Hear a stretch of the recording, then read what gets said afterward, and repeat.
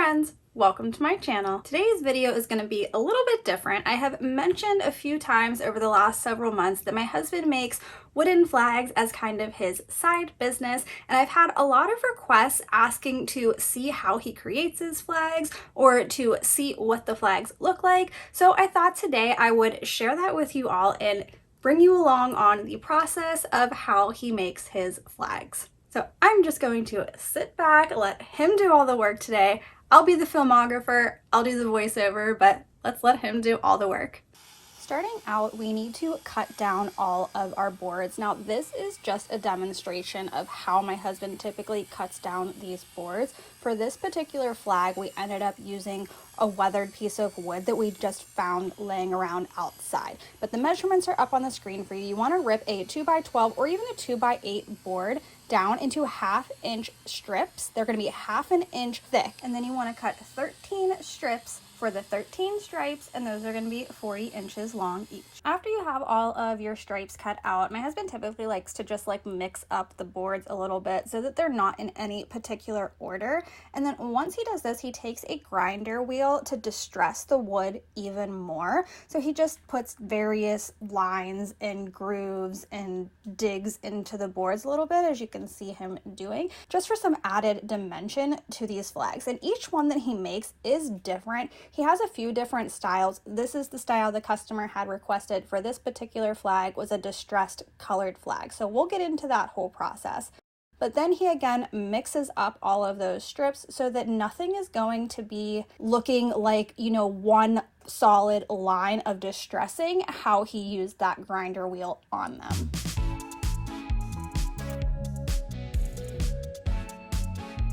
Once he's happy with the layout and how the stripes are looking, he then takes the Union Star stencil. We got this on Amazon. I will try to link it below if I can find this particular one. Then you're going to lay it out across your top 7 stripes to where those Union Stars would line up. And you want to draw that line, which you'll see why you need that line here shortly. Next, we're going to start distressing even further with the torch. So we want to burn the edge of these flags. And just the edge of them gets a really crisp, charred black burn to this. This is really going to bring out that wood grain, and it's also going to help with the overall aesthetic of this particular flag that we are making.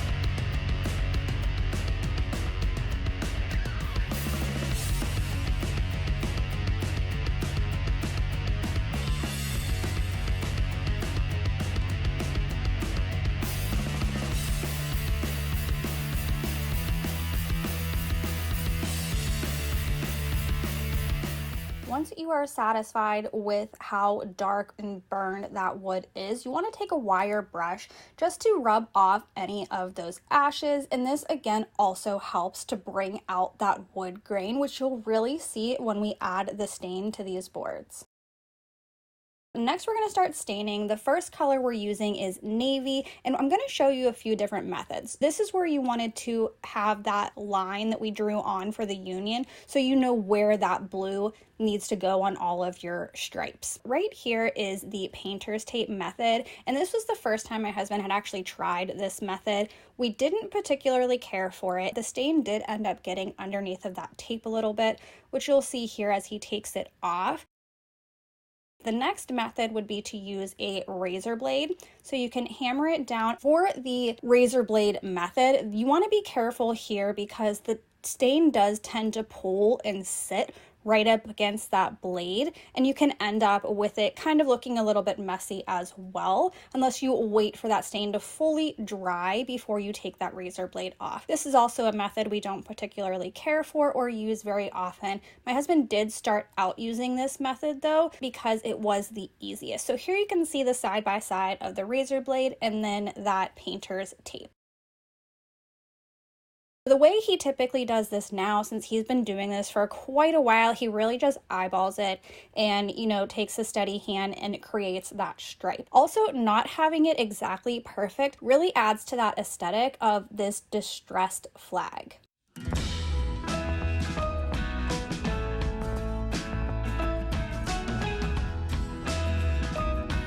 Next, before we add in the red and the white stain, we're going to take Ebony by Minwax, and this is going to go over top of all of those areas where we had burned with the torch. And this is going to really bring out that wood grain even more. As soon as he lays that down, you can really see how much it pulls out that grain and just looks beautiful.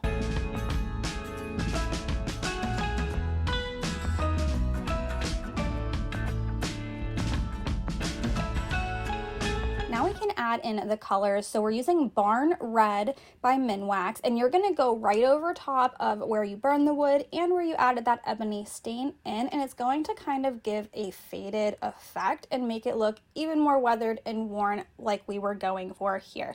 You're going to stain your 7 boards with that red stain. 4 of them with that navy union and 3 of them will be solid red.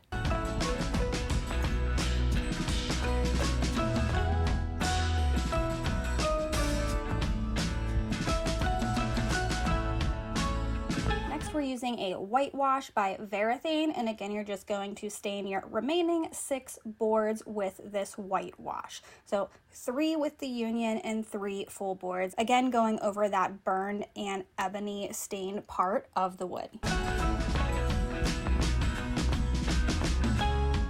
And then we're gonna lay out all of the stripes in order to see how it's progressing, and then we're going to let it dry, let that stain dry overnight.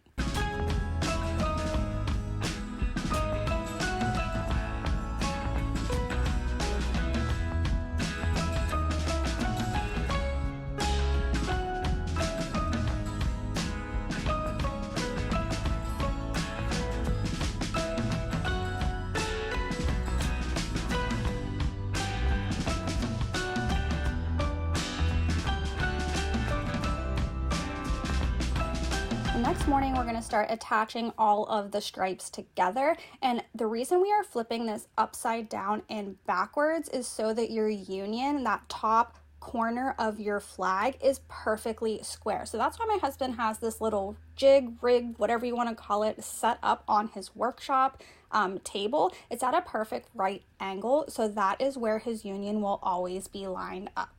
Next, we need to measure how long the flag is. This one is 19 inches long, and that's how long we are going to cut down these brace pieces for the back of the flag, and that's what's going to hold everything together. Now we can attach those boards to the back of the flag, and we use a fair amount of wood glue here, and then also you want to use your speed square to make sure this is again nice and lined up and straight with your flag, and then using a brad nailer or nail gun or whatever you might have to secure it down. And here's what the flag is looking like so far. Ignore those lights in the background, they really wash it out, but it is looking so good. Now we can add on the stars. So again, we are taking that stencil, the union stencil that we got from Amazon, laying it down over top of those navy blue union part of the flag, and we're going to cover up the rest of the flag just so nothing gets on that and all of your hard work does not get ruined. Then taking some white spray paint, you just lightly want to mist it over top of this stencil just so that you can see those stars when you pull it up. We don't actually leave that spray paint on there, we carve out each individual star. Using a Dremel and this tungsten carbide cutter bit, we're going to start carving out each individual star. And yes, this is probably the longest part of the flag making process because this is all done by hand. My husband would absolutely love to get a CNC machine someday, but those things are quite pricey, although I'm sure I could use it as well for some DIY projects. We'll have to save up for that at a later date. I think it takes him several hours, maybe about 3 hours, I might be wrong with that, to carve out each of these stars individually.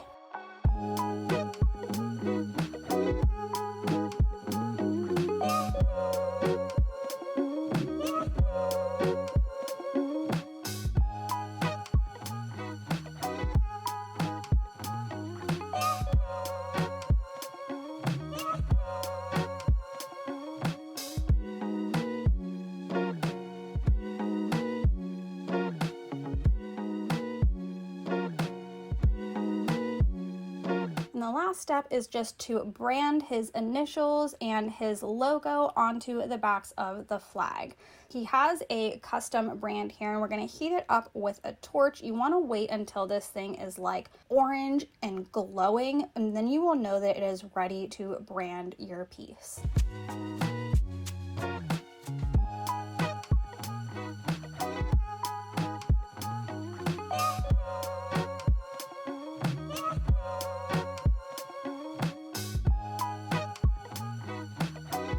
And that is the last step for this. Now, this is the basic flag. A lot of times he will have orders that are custom, where the customer wants to add in a blue stripe if it's a policeman, or they want to add in dates that are significant to them onto the stripes. So I am going to share several of his completed flags and where they live in their customers' homes. But that's it for this video today, guys. I hope you enjoyed seeing this process.